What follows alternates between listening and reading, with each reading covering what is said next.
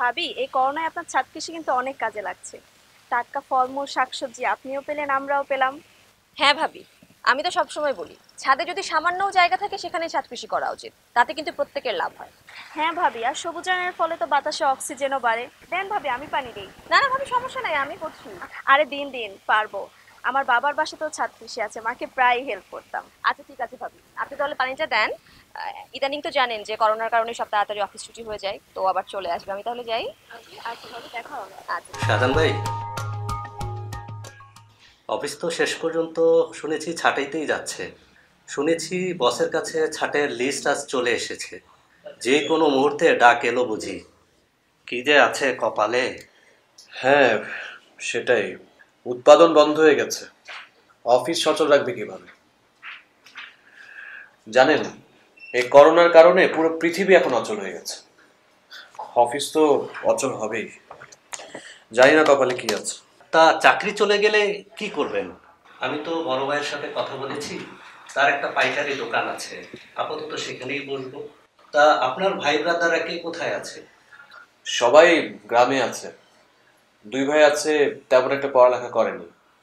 আর ভাবিদের কথা তো আপনাকে বলেছি আগে। বাপরে, বাড়ির সব লোকজন এক নামে চিনে, বিবাদী বাড়ি। আমার দাদা জমিদার ছিলেন, তাই সবাই বেঁচে গেছে। বাপ চাচা ওই জমি টমি বর্গা দিয়ে এখন চলছে। ভাই, আমি এইসব চাষাবাদ আর এইসব ঝগড়াঝাটির মধ্যে যেতেই চাই না, তাই পড়ালেখা শেষ করে ঢাকাতে সেটেল হওয়ার চেষ্টা করছি।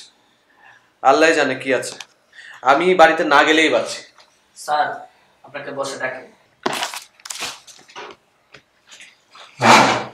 স্যার, শাহজাহান সাহেব, আসুন প্লিজ বসুন। Thank you sir. আচ্ছা, শুনেছেন নিশ্চয়ই আসলে এই প্যান্ডেমিকের কারণে আমরা কিছু কর্মী ছাঁটাই করতে বাধ্য হচ্ছি। আপনি মনে হয় শুনেছেন অলরেডি হেড অফিস থেকে একটা ছোট্ট লিস্ট চলে আসছে। I am very sorry to say that যে আপনার নামটাও এই লিস্টের মধ্যে রয়ে গেছে। মন খারাপ? এখনো ফ্রেশ হওনি যে? এত কষ্ট করে চাকরিটা পেলাম, এই মহামারীর জন্য চাকরি থেকে ছাঁটাই হতে হয়।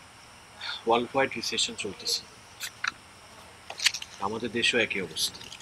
বুঝতে পারতেছো, মানে আমি যদি এখন নতুন করে একটা চাকরিও খুঁজতে চাই, এটা নেক্সট ইম্পসিবল। তুমি একদম টেনশন করো না তো। আরে ও যে তুমি আমাকে মাস খরচের জন্য যে টাকা দিতে না, সেই টাকার অনেকখানি আমি বাঁচিয়ে রেখেছি। তোকে আমি জমিয়ে জমিয়ে রাখতাম টাকাগুলি, আমার কাছে বেশ কিছু টাকা আছে এখন। এই টাকা দিয়ে মাসখানেক তো আমরা আরামসে চলতে পারবো। কিন্তু আর কথাটা শোনো আমার, মাসখানেকের মধ্যে কি তোমার চাকরি হবে না? অবশ্যই হবে। একদম টেনশন করো না, আমি আছি, সব ঠিক হয়ে যাবে। কে ফোন করছে? শিশির। আচ্ছা ঠিক আছে, তুমি কথা বলো, আমি ফ্রেশ হই। তুমি কখন এলে? এই তো নিচে দেখলাম তুমি নাই, তখনই বুঝে গেলাম যে তুমি ছাদে আছো। দেখেছো আমার এই গাছটা কত বড় হয়ে গেছে? গাছদের কত সুবিধা দেখছো, শুধু পানি দিলেই তাদের প্রয়োজনীয়তা মিটে যায়। আর আমরা আমরা মানুষরা একটা চাকরির জন্য কতটা কষ্ট করি। এতদিনেও কোনো চাকরি পাচ্ছ না, তাই কথা বলছো না? হ্যাঁ, এখন তো মনে হচ্ছে গ্রামেই ফিরে যেতে হবে। তো হতাশ হচ্ছ কেন? তুই কি বললা এটা? ওই তোমার মাথা ঠিক আছে? মানে গ্রাম থেকে মানুষজন শহরে যায়? আচ্ছা, কখনো শুনছো যে শহর থেকে মানুষজন গ্রামে যায়? আচ্ছা, সবাই ভুল করে বলে কি আমরাও ভুল করব? মানে শহরেই থাকতে হবে এটা কি কোনো সমাধান সব কিছুর? আচ্ছা দেখো, আজকে গ্রাম থেকে সবাই শহরে চলে আসছে, তাই এত চাকরির অভাব, এই যে এত এত যানজট। মানে তুমি কবে এই ঢাকা শহরে ফ্রেশ বাতাসে নিঃশ্বাস নিয়েছো বলতে পারবে আমাকে? তুমি কবে সবার সাথে জমি আড্ডা দিয়েছো বলতে পারবে আমাকে? আড্ডা নাকি ঝগড়া, কোনটা? শিশি তোমাকে প্রায় প্রায় ফোন করে বলে না গ্রামে চলে আসতে? শিশির তোমাকে অনেক মিস করে, তুমি তোকে কোলে পিঠে করে মানুষ করেছো। আর তাছাড়া জানো, মানে শিশির যেসব ভিডিওগুলি বানিয়ে ইউটিউবে পোস্ট করে, দেখে তো আমার মনে হয় যদি গ্রামে থেকে যেতে পারতাম। আসলে মিস তো আমিও সবাইকে করি, আব্বাকে মিস করি, আমার দুই ভাইকে মিস করি, কিন্তু ভাবিদের কথা মনে পড়লে আমার গ্রামে যাওয়ার ইচ্ছাটাই মরে যায়। ওরা এত এত ঝগড়া করে। চলো না আমরা গ্রামে ফিরে যাই, অন্তত 1 বছরের জন্য। তারপরে এখন করোনার যে অবস্থা, আমার তো মনে হয় শহরের চাইতে গ্রামই নিরাপদ। আর তাছাড়া দেখো না, এই যে বাসা ভাড়ার পেছনে কত টাকা খরচ করছে, এই টাকাগুলিও তো বেঁচে যাবে। তাই না? 1 বছর গ্রামে গেলে খাবো কি? ওই যে আব্বার মতো জমি বিক্রি করে না বর্গা দিয়ে, কোনটা? এবার আর বর্গা না, আমরা নিজেরাই চাষ করব। এই গত কয়েকদিনে কৃষি সম্পর্কে আমি যা জানলাম, তাতে আমার মনে হলো যদি আমরা আসল পদ্ধতিতে মানে আধুনিক পদ্ধতিতে কৃষিকাজ করি তাহলে ফলন কিন্তু অধিক হয়। আচ্ছা ঠিক আছে, বুঝলাম। যদি ফলন না হয় ভালো, বা যদি ফেল করি তখন? হ্যাঁ, তো ব্যর্থ হলে ফিরে আসবো, শহর তো আর পালিয়ে যাচ্ছে না। যদি তোমার ওখানে গিয়ে মনটা না টেকে আর যদি আমরা এই কৃষিকাজে ব্যর্থ হই তাহলে আমরা অবশ্যই আবার ঢাকায় ফিরে আসবো। তুমি আবার চাকরি খুঁজবে, চাকরি পাবে, ব্যাস সহজ সমাধান। Are you serious? মানে আমি শিক্ষিত হয়ে চাষাবাদ করব? শোনো, করো তো অন্যের অফিসে চাকরি, যখন নিজের জমিতে চাষবাস করবে এবং সেই ফসল নিজে খাবে এবং অতিরিক্ত ফসলটা আবার বিক্রি করবে, এর চাইতে আনন্দের আর কি আছে বলো তো? বাহ বাহ বাহ বাহ, আর তুমি না অনেক বুদ্ধিমতী আছো, মানে অনেক কৌশলী। যে মনের মধ্যে যে ইচ্ছাটা ছিল না, সেটা একদম সুযোগ মতো কাজে লাগিয়ে দিচ্ছ। ঠিক আছে, আর তো কোনো উপায়ও দেখছি না, যাবে তো যেতেই হবে। তবে তবে আবার তবে বলছো কেন? এই যে তুমি যে এত যত্ন করে ছাদ কৃষি করছো, সেগুলোর কি হবে? তুমি কি ভাবছো এটা না ভেবেই আমি গ্রামে ফিরতে যাচ্ছি? রূপা ভাবির সাথে কথা হয়েছে আমার, এটা নিয়ে তুমি ভেবো না। হ্যাঁ, এই ছাদ কৃষির কথা ভাবলে আমার একটু মন খারাপ হচ্ছে, কিন্তু আমি যখন ভাবছি যে এই ছাদের চাইতে অনেক অনেক বড় জমিতে, নিজের জমিতে আমি কৃষিকাজ করব, বিশ্বাস করো এটা ভাবলে আমার মনে অনেক আনন্দ হচ্ছে। আনন্দ যে কতটা হবে সেটা দেখা যাবে। তুমি ভুলে যাচ্ছ কেন আমরা কই যাচ্ছি? গ্রামের লোকজন যাকে এক নামে চিনে, ঝগড়ার জন্য সেরা, বিবাদী বাড়ি। চলো। রহমান চকিদারের মাইয়া আমি, কারো কথা ধার ধারি না।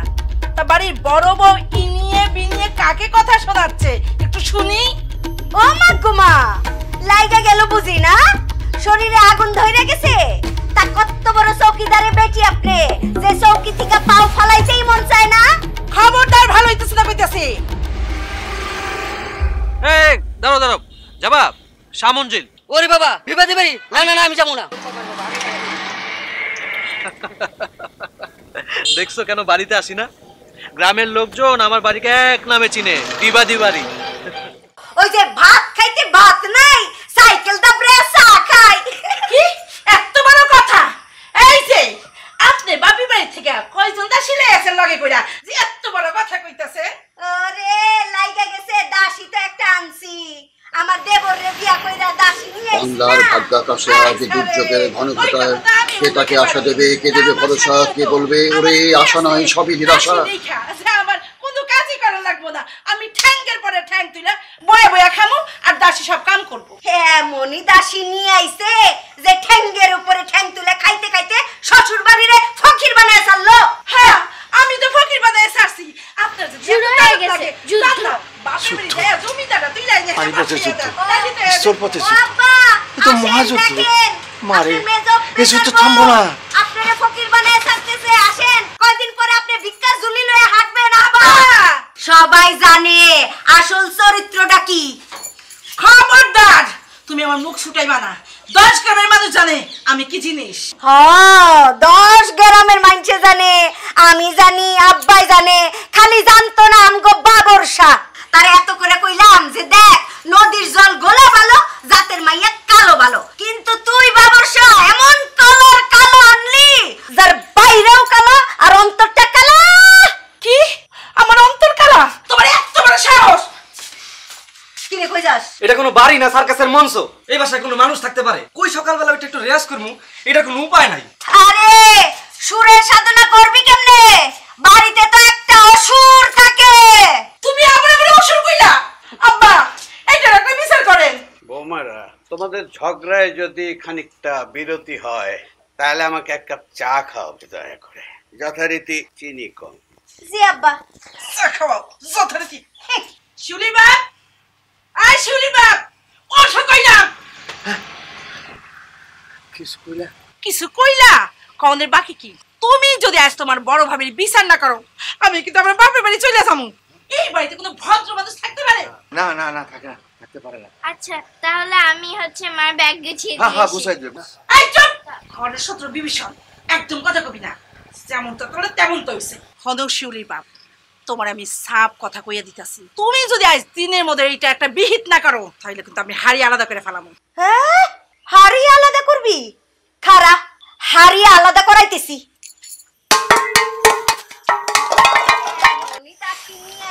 ওয়েলকাম अगेन টু বিবাদী বাই। এখন থেকে অভ্যাস করে ফেলো। আর শোনো, আমাদের আসলে সবচেয়ে কি বেশি সারপ্রাইজ হবে বলো তো? কে? শিশির। এক্স্যাক্টলি। চলো চলো দেখি কি করছে। দেখছো এখন আওয়াজ শুনতেছো, একেবারে মারামারি শুরু হবে। ও বাবা, দেখো কে আসছে। তা সম্রাট শাহজাহান, এই মরণের সময় গ্রামের কথা মনে পড়লো? ভাইবেন না, আপনার জ্বালায় বেশি দিন টিকতো না। আর আপনি ফেরেশতা, সম্রাট শাহজাহান রে কোলে কইরা আদর কইরা খাওয়াইবেন।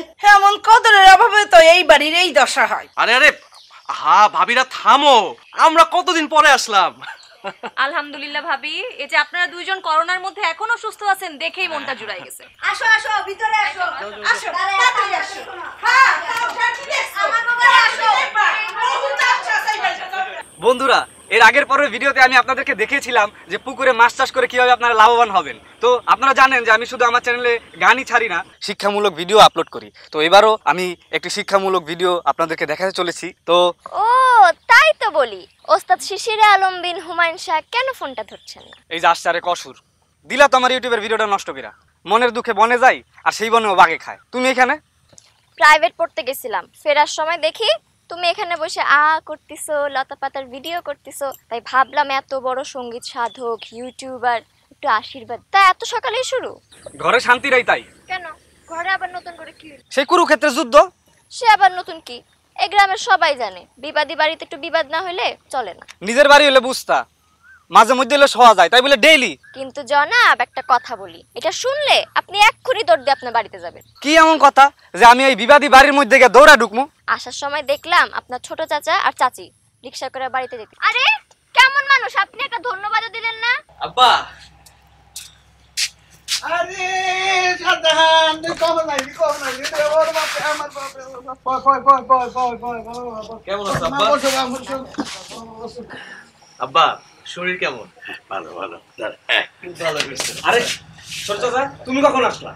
আগে বলবা না, আমি বাস স্ট্যান্ডে যাইতাম। আগে বললে কি তুমি সারপ্রাইজ হইতা? হ্যাঁ দেখছো এক বছরে কত বড় হয়ে গেছে। হ্যাঁ শুধু কি বড় হয়েছে নাকি, ও এখন একজন বড় মাপের ইউটিউবার। তুমি জানো যে গ্রামের সবাই ওকে চিনুক না চিনুক, দেশের কিন্তু সবাই চেনে। আর ও খুব ভালো গান গায়। আর শিশির, আমি তোমার গানের অনেক বড় ফ্যান।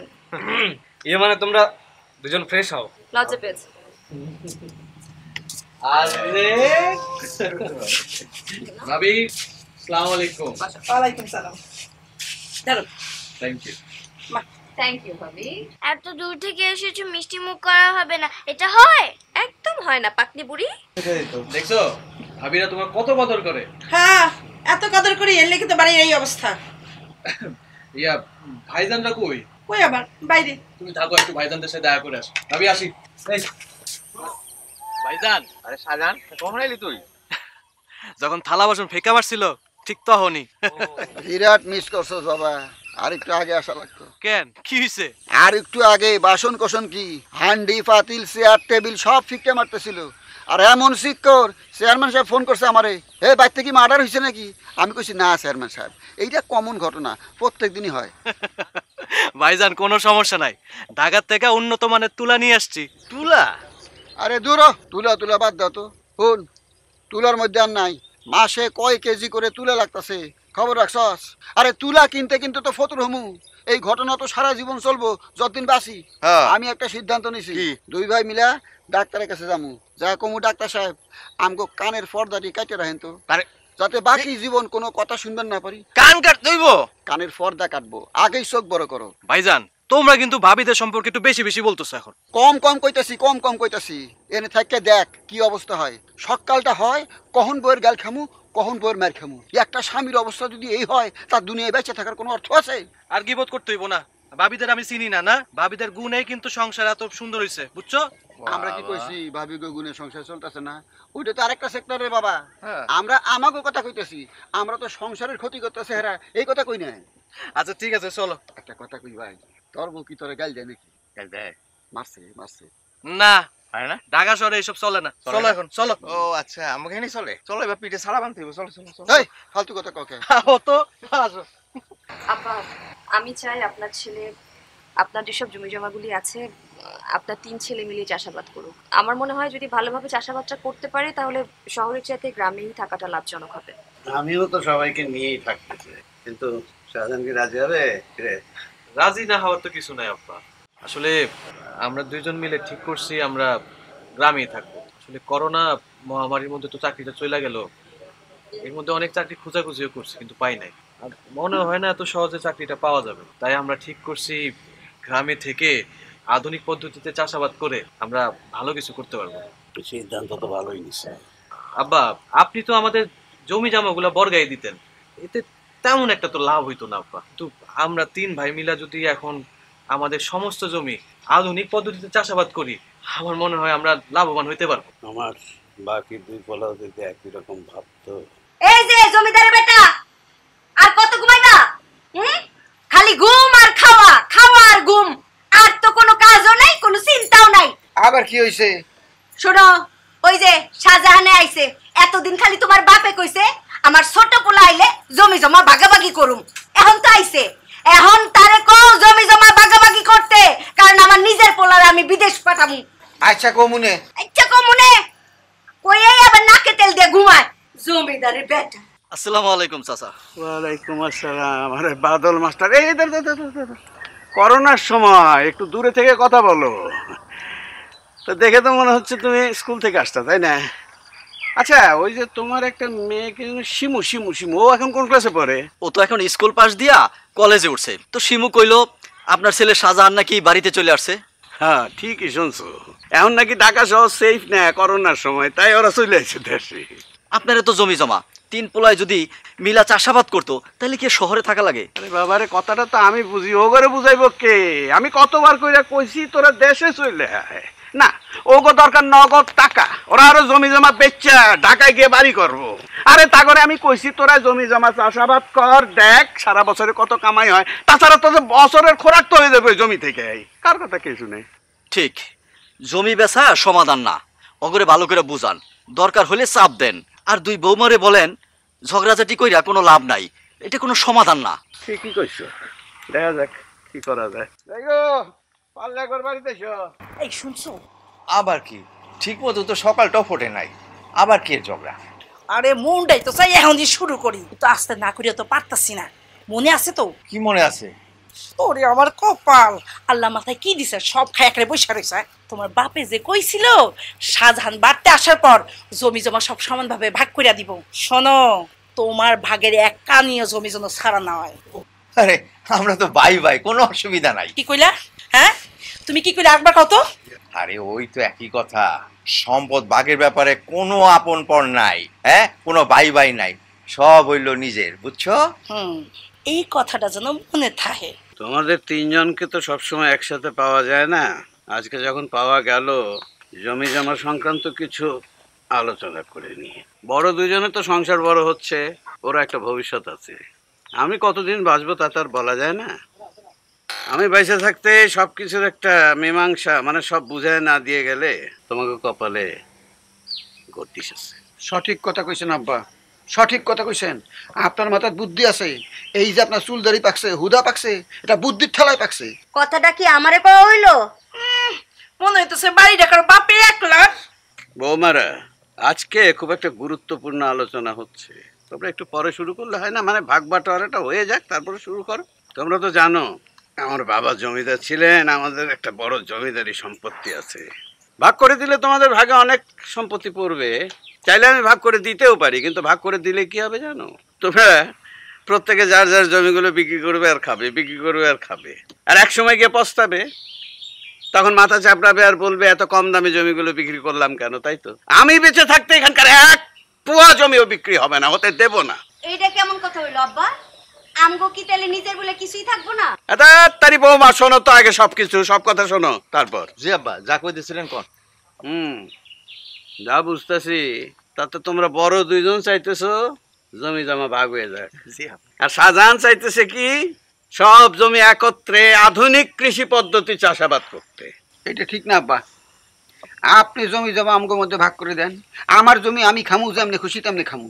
তাই কর কাটা পোলাফানের কথা শুনলে আমগো ধ্বংস। কি বুঝে মুরব্বী আমি না, আপনি মুরব্বী না? আমি বড় ভাইয়ের কথার সাথে একমত। ভাইজান এমনিতে যতই ঝগড়াঝাটি হয় না কেন, আপনারা সবাই তো একসাথে নিচেই থাকতেছেন। এখন যদি জমি ভাগাভাগি করে দেয় আব্বাই, একসাথে কি থাকা হইব? তোমাকে মধ্যে এরকম ঝগড়াঝাটি লাগে থাকলে তো চলবো না। এখন আমি যা বলি সেটা মনোযোগ দিয়ে শোনো। জি আব্বা বলেন। আপাতত জমি জমা ভাগাভাগি হচ্ছে না, তবে তোমাদের এই ঝগড়াঝাটি থামানোর জন্য তোমাকে মধ্যে একটা প্রতিযোগিতা হবে। কিসের প্রতিযোগিতা আব্বা? তোমরা 3 ভাই, আমার সব জমি 3 ভাগ, একেবারে সমান 3 ভাগ করে এবারে জমি চাষ দিবে। শাহজাহান আধুনিক কৃষি পদ্ধতিতে চাষ করবে, আর তোমরা তোমাকে কায়দায় চাষ করবা। সেই জমির ফসলের টোটার পরে সেটার একটা হিসাব হবে। ওইটাই হলো আসল প্রতিযোগিতা। যদি শাহজাহানের জমিতে ফসল বেশি হয় তাহলে এই তোমার বাপ দাদার জমি জীবনেও ভাগ হইব না। তোমরা 3 ভাই এক লগে ওই আধুনিক কৃষি পদ্ধতিতে চাষাবাদ করবা, সুখে সংসার করবা। আর কথাটা কইতে খারাপ লাগতেছে, তারপরেও যদি তোমরা 2 ভাই জিতে যাও, মানে তোমরা 2 ভাই যদি শাহজাহানের চেয়ে ফসল বেশি ফলাইতে পারো, তাহলে আমি তোমাকে 3 ভাইয়ের মধ্যে জমি জমা ভাগ করে দেবো। তাহলে ভাইরা প্রতিযোগিতা করেই যদি জমি ভাগাভাগি হয় তাহলে হোক প্রতিযোগিতা, হোক। ঠিক আছে, ওইটাই ঠিক আছে। হোক। শোনো, প্রথম একটা বিষয় মনে রাখবা, জমি জমা ভাগাভাগি মানেই ঠকাঠকি। একজনের ঠাহাতে হইব। শাহজাহান রে কোনো ক্রমেই জমি ভাগাভাগিতে জিততে দেওয়া যাইব না, ওরে ঠকাইতে হইব। আরে সেইটা তো ঠিক আছে, কিন্তু আমরা ঠেকামো কেমনে? আরে তোমরা এত বোকা কেন কত দেখি? শাহজাহান থাকে শহরে, হ্যার মাথায় কি অত বুদ্ধি শুদ্ধি আছে? হ্যাঁ জমি জমার কি বুঝে? তোমরা 2 ভাই মিলা কৌশলে শাহজাহান রে ওই উত্তরকানের জমিটা দাও। উত্তরকানের জমির মাটিতে সমস্যা, ওইখানে অধিক ফলন হয় না, কোনো ভালো ফসল হইব না। ভাবি এতদিন একটা কথা বলছেন, আমার মনটা একটা খুশিতে ভরে গেছে। শাহজাহানের উত্তরকানের জমি দিতে হইব। শাহজাহান ওই জমিতে আধুনিক কৃষি প্রয়োগ কইরা দেই কেমনে বেশি ফলন ফলায়। ও ভাবি আরো কথা আছে, লন ফাঁকাই লন। চল শিশির, আমি তোমাকেই খুঁজছিলাম। কেন চাচি, বলেন কি প্রয়োজন? আমাদের প্রতিযোগিতার বিষয়টা তুমি তো জানোই। এখন আধুনিক পদ্ধতিতে কৃষিকাজ করার জন্য কৃষি অফিসারের পরামর্শ এবং সহযোগিতা দুটোই আমাদের প্রয়োজন। তুমি যদি কোনোভাবে আমাদের কৃষি অফিসারের ফোন নাম্বারটা একটু আমাদেরকে ম্যানেজ করে দিতে খুব ভালো। চাচি, আপনি কৃষি অফিসারের নাম্বার নিয়ে কোনো চিন্তাই করেন না। আমার বাবা তো স্কুল মাস্টার, ওনার কাছ থেকে আমি নাম্বার নিয়ে আপনাকে দিয়ে দিব। আরে তাহলে তো ভালোই হলো শিমু, আমরা সবাই মিলে কৃষি স্যারের কাছে যাই, ওনার কাছে পরামর্শ নিই। আমার মনে হয় এটা আমাদের অনেক উপকারে আসবে। ঠিক আছে।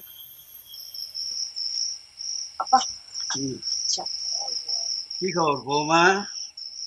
আজকে দেখি অন্য 2 বৌমা আস্তে আস্তে কথা কয়। মনে হয় কোনো চলা পরামর্শ। বুঝলা বৌমা, সম্পত্তি হচ্ছে একটা জাদু। শত্রুরে বন্ধু বানায়, আবার বন্ধুরে শত্রু বানায়। মাশাআল্লাহ, তোমার চাটা খুবই ভালো হয়েছে। আজকে মেলা দিন পর দিবাদি বাড়িতে আস্তে আস্তে কথা হচ্ছে। স্যার আমি শিশির, ওনারা আমার ছোট চাচি। চাচা শহরে চাকরি করতেন, কিন্তু করোনার কারণে গ্রামে চলে আসছে। ইচ্ছে দাদা জমিতে চাষাবাদ করা। বাহ, জেনে খুব ভালো লাগলো যে আপনারা শিক্ষিতরা শহর ছেড়ে গ্রামে এসে কৃষিকাজে আগ্রহী হচ্ছেন। আমি আমার জায়গা থেকে সাধ্যমতো আপনাদের সহযোগিতা করার জন্য চেষ্টা করব। আর আপনারা যদি কৃষি সংক্রান্ত কোনো কিছু জিজ্ঞাসা করতে চান আমার কাছে করতে পারেন। আমরা আসলে জানতে চাইছি আধুনিক উপায়ে কিভাবে কৃষিকাজ করা যায়। দেখুন, সঠিকভাবে কৃষিকাজ করা কিন্তু সহজ নয়। সঠিকভাবে কৃষিকাজ করতে হলে জানতে হবে কিছু নিয়ম কানুন। যদি একটু বুঝিয়ে বলতেন। এই যেমন ধরুন, প্রথমে রোগ, পোকা ও দাগমুক্ত এবং পরিপুষ্ট বীজ হাত দিয়ে বেছে নিতে হবে। বাছাইকৃত সুস্থ সবল বীজ থেকে উৎপাদিত চারা গুণগত মানসম্পন্ন হবে এবং ফলনও বৃদ্ধি পাবে। আচ্ছা, আর একটা ব্যাপার, ভালো মানের চারা পাওয়ার জন্য আদর্শ বীজতলা তৈরি করতে হবে। সেচ সুবিধাযুক্ত এবং প্রচুর আলো বাতাস পায় এমন স্থান বীজতলার জন্য নির্বাচন করতে হবে। শুধু তাই নয়, সময় মতো বীজতলা পরিচর্যাও করতে হবে। কৃষিকাজ যেমন সহজ তেমনি কঠিন। প্রথমে তার জমির মাটি পরীক্ষা করা লাগবে। মাটি পরীক্ষা করে জানতে হবে জমিতে কোন কোন সার কি পরিমাণ দিতে হবে। মাটি পরীক্ষা করে ফসলের চাহিদা অনুযায়ী সার দেয়াকেই সুষম সার বলে। আর বুঝতে হবে, মানুষের যেমন সঠিক বৃদ্ধির জন্য সুষম খাদ্যের প্রয়োজন, ঠিক তেমনি শস্যেরও যথাযথ বৃদ্ধি ও পর্যাপ্ত ফলনের জন্য প্রয়োজন সুষম সার। মাটি পরীক্ষা করে জমি ও ফসলের চাহিদা অনুযায়ী সুষম সার ব্যবহার করলে শুধু খরচই কমে না, ফলনও বাড়ে। আচ্ছা স্যার, কোন সার কোন ফসলের জন্য কি কাজে লাগে এটা যদি একটু বোঝাই বলতেন। আচ্ছা, এই যে দেখো, বাজারে যেগুলো সার পাওয়া যায় সেগুলোর মধ্যে এইসব উপাদানগুলো ফসলের জন্য বিভিন্নভাবে উপকার করে থাকে। আর একটা গুরুত্বপূর্ণ ব্যাপার আছে, আমাদের দেশে কৃষক ভাইরা সবসময় জমিতে ইউরিয়া সার বেশি করে ব্যবহার করে থাকে। এতে করে ফসল অন্যান্য সার, বিশেষ করে পটাশ সারের পুষ্টি উপাদান থেকে বঞ্চিত হয়, ফলে বিভিন্ন রকম সমস্যা দেখা দেয় এবং ফলনও কম হয়। জমিতে যে পটাশ সারের অভাব হয়েছে এটা আমরা কিভাবে বুঝবো? এটা বোঝা যায়, এটা বোঝা যাওয়ার নিয়মটা বলবো। অনেক গুরুত্বপূর্ণ বিষয়গুলো জানলাম। আর সুষম সার ব্যবহারের যে সুবিধাগুলো আছে এগুলো যদি একটু বলতেন।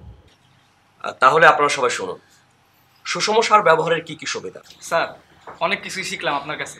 আশা করি এসব তথ্য ইউটিউবে ভিডিও করে আপলোড করলে অনেক কৃষকরা উপকৃত হবে। সেটা হলে তো খুব ভালোই হয়, শুধু শিখলেই তো হবে না, অন্যদেরকেও শেখাতে হবে। ঠিকই বলেছেন স্যার, আমরা আবারও আসবো আপনার সাথে এসব বিষয়ে পরামর্শ করতে। হোপ আপনি বিরক্ত বোধ করবেন না। অবশ্যই আসবেন, কি বলেন, এটা তো আমার দায়িত্ব আপনাদেরকে সময় দেওয়া। আচ্ছা, আমরা তাহলে আজকে আসি। নিশ্চয়ই, আবার যে কোনো প্রয়োজনে আমার কাছে আসবেন। কি তুমি কি এখনো গ্রামে এসে চাষাবাদ করতে ভয় পাচ্ছ? আরে না না, কোনো কিছু শুরু করার আগে একটু শিখে নেওয়ার প্রয়োজন আছে না? তাই ভাবলাম যে কৃষি স্যারের কাছে আসি, একটু পরামর্শ নিই। উনি যেভাবে বুঝালেন এখন তো মনে হচ্ছে আমার চাষাবাদ করতে কোনো প্রবলেমই হবে না। কি রে শাহজাহান, আরে তোরা এখানে?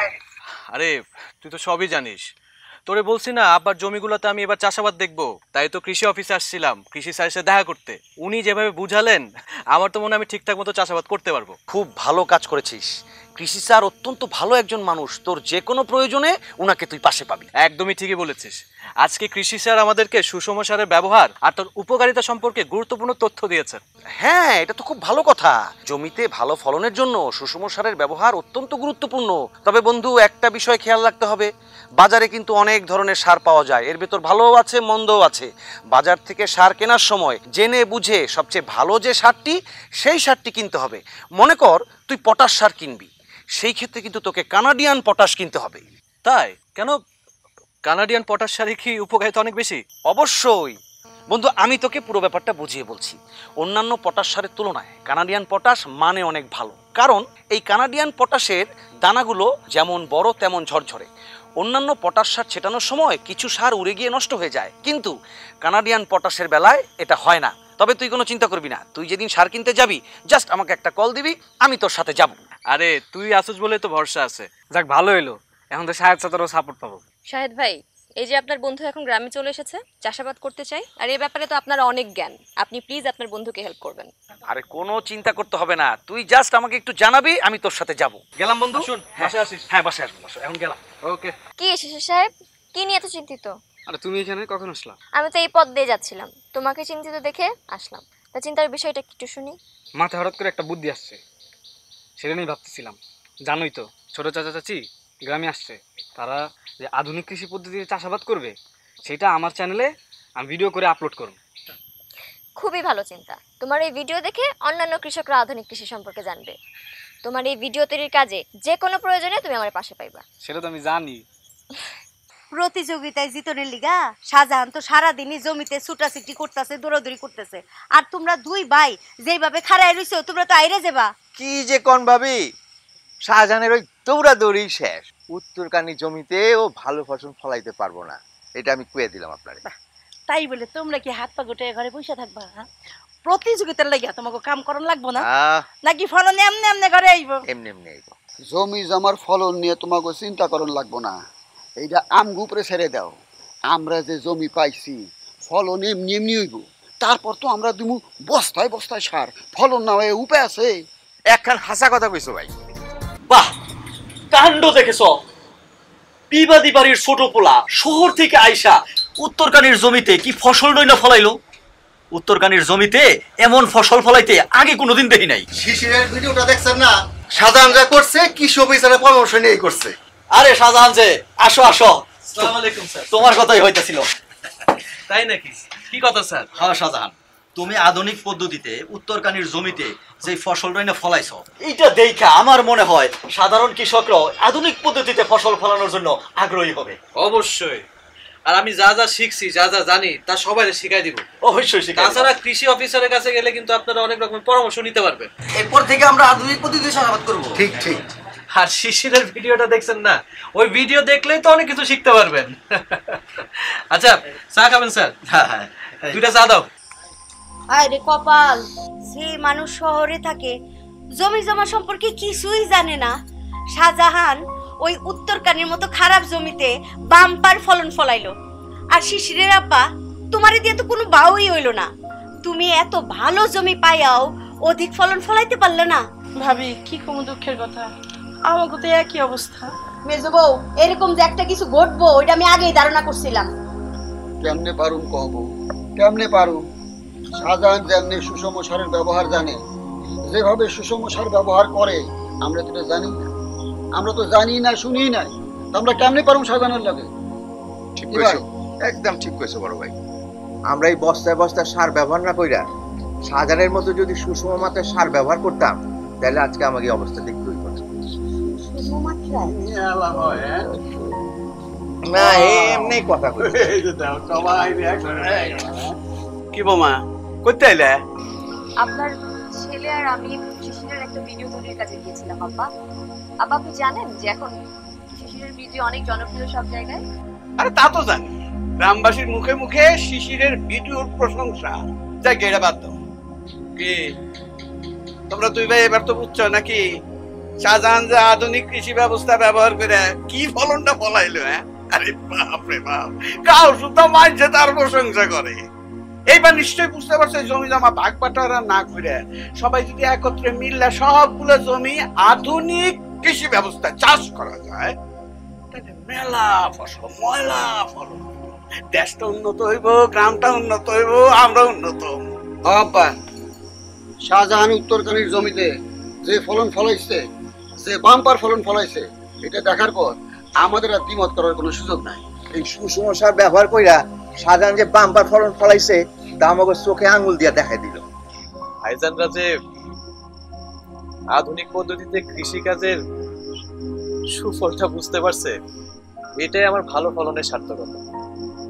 আর আজকের সফলতার পিছনে একটা নাম না নিলেই না, সেটা আর কেউ না, সেটা হচ্ছে আমার স্ত্রী নদী। সে যদি আমারে গ্রামে এসে এই আধুনিক পদ্ধতিতে চাষাবাদের জন্য অনুপ্রেরণা না দিত, তাহলে মনে আমি আসতাম না। নদী, আমি আসলে তোমার কাছে কৃতজ্ঞ। হইছে, এখন আর এত কৃতজ্ঞতা প্রকাশ করার কোনো দরকার নেই। তোমার সাথে থাকতে পেরে, আমি যে তোমার কাছাকাছি থেকে তোমাকে উপকার করতে পেরেছি, সাহায্য করতে পেরেছি, এটাই আমার কাছে অনেক বড় ব্যাপার। আর তাছাড়া দেখো না, সব বিবাদ ভুলে এখন যে পুরো পরিবার আমরা একসাথে হয়ে গেছি, এইটা সবচেয়ে বড় কথা। সবাই যখন এক হয়ে গেলাম, আশা করি আমাদের এই বাড়ির নাম বিবাদী বাড়ি বলে আর দুর্নাম থাকবে না। এখন থেকে সবাই আমাদের বাড়িকে কি বলবে? শান্তি বাড়ি। কত বড় পুকুর,